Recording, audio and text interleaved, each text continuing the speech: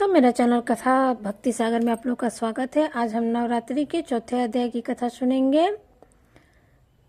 ऋषि बोले, अत्यंत पराक्रमी उस दुरात्मा महिषासुर एवं उसकी सेना की देवी द्वारा मारे जाने पर इंद्र आदि देवतागण अपनी वाणियों द्वारा देवी जी की स्तुति करने लगे। जिस देवी जी ने अपनी शक्ति से सारे जगत को व्याप्त कर दिया, जिसका स्वरूप सभी देवता का समूह है, सभी देवता एवं महर्षि जिसकी पूजा करते हैं, उस अंबिका देवी को हम प्रणाम करते हैं। वही देवी हमारा मंगल करे।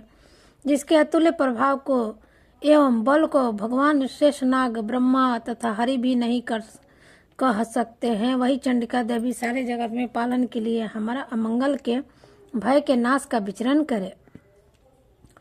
जो श्री स्वरूपनी पूर्णात्माओं के घर में जो लक्ष्मी स्वरूपा है, पापियों के घर में दरिद्रता, पवित्र बुद्धि वालों के हृदय में बुद्धि, श्रेष्ठ पुरुष के यहाँ श्रद्धा, कुलीन मनुष्य में लज्जा, स्वर्ण रूपिणी है, इस प्रकार की देवी है जो देवी है, हम उनको प्रणाम करते हैं। हे भगवती, आप विश्व का पालन करें। हे महातेश्वरी, आपके इस अद्वितीय रूप का असुरों के क्षय करने वाले आपके महान पराक्रम का एवं देवता तथा असुरों के सामने संहार किए जाने पर आपके अद्भुत चरित्र का वर्णन हम किस प्रकार कर सकते हैं। हे भगवती, आप संपूर्ण जग का कारण हो, सत्व रज तम इन तीनों गुणों वाली होते हुए भी आप अजय हो।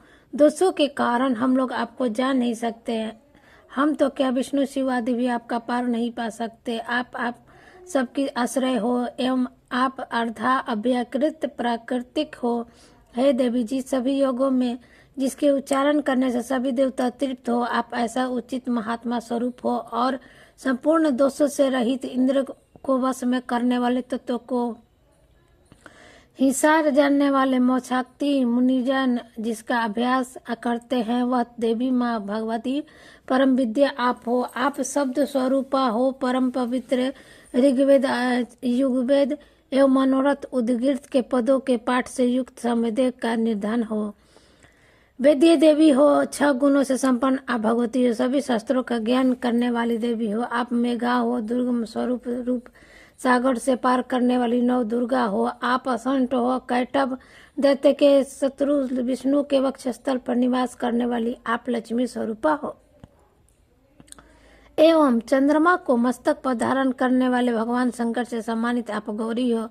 यद्यपि आपका मुख्य सुंदर तथा परिपूर्ण चंद्रमा के बिंब का अनुसार करने वाला एवं निर्मल मंद मुस्कान से सुशोभित है, इस प्रकार के निर्मल मंद मुस्कान के सुशोभित चंद्रमुख को देखकर क्रोध से परिपूर्ण महिषासुर ने झट ही आप पर प्रहार किया।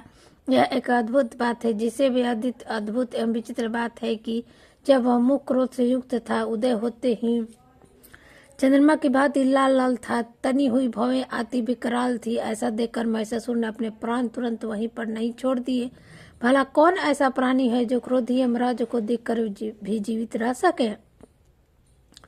हे देवी जी, आप प्रसन्न हो, सर्वदा उन्नति दाता देवी हो। आप जिन पर प्रसन्न हो वो सभी देवताओं में आदर पाते हैं, उन्हें धन तथा यश मिलता है। हे देवी, आपकी कृपा द्वारा ही पुण्यात्मा पुरुष सभी धर्म संबंधी कार्य प्रदान करते हैं। आपकी कृपा से हमें स्वर्ग लाभ होता है। इसी कारण हम तीनों लोक में फल फैलाने वाली हो, इसके लिए उपकार करने वाली हो। आप सर्वदा दानी हो। इस राक्षसी वध से जगत सुखी हो। राक्षस कहीं नामक के लिए चिरकाल तक भले ही पाप करते रहे, संग्राम में इसका वध आपने इसलिए किया कि मुझसे मारे हुए स्वर्ग चले जाएं। यही मन में रखकर हे देवी, आप पापियों का वध करती हो। आप असुरों को केवल देखने मात्र से भस्म क्यों नहीं करती, शत्रुओं का शस्त्रों का प्रहार क्यों नहीं करती। इतना इसका भी कारण है क्योंकि शत्रुगण मेरे शस्त्रों से मरकर पवित्र उत्तम लोकों में पहुंचे। इस तरह आपके यह विचार उत्तम है। आपका शील स्वभाव दुराचारियों के दुष्ट स्वभाव को निर्भीत करने वाला है। आपका रूप अचित्य, आपकी किसी भी साथ तुलना नहीं की जैसी। आपका पराक्रम तो देवताओं में भी पराक्रम के बाद है।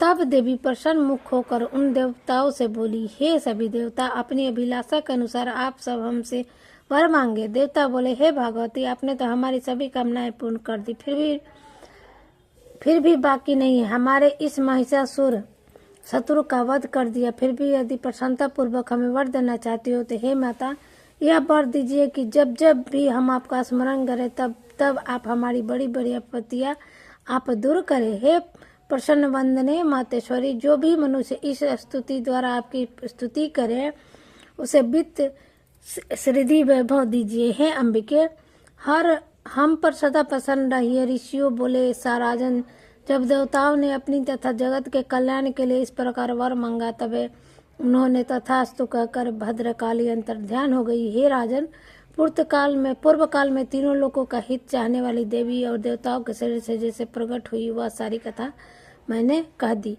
अब ये चौथे अध्याय की कथा ही 5वां अध्याय अब हम अगले बार में सुनेंगे।